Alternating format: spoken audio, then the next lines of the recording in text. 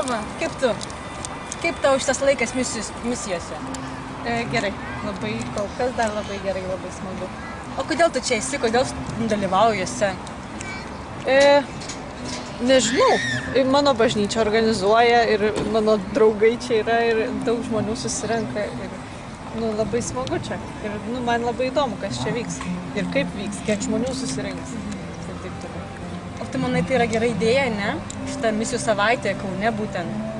Aš kuo tai gerai? Labai gera idėja. O kuo jinai gera? Nes aš kažkaip pagalvojau, kad į bažnyčią ne kiekvienas šiaip žmogus einantis gatvę užeina. Bet, pavyzdžiui, jeigu eini gatvę ir žiūri, kažkas groja kažkur, arba žiūri, bare sėdi kunigas, ir tada gal netyčia tas žmogus galvos pats užeiti.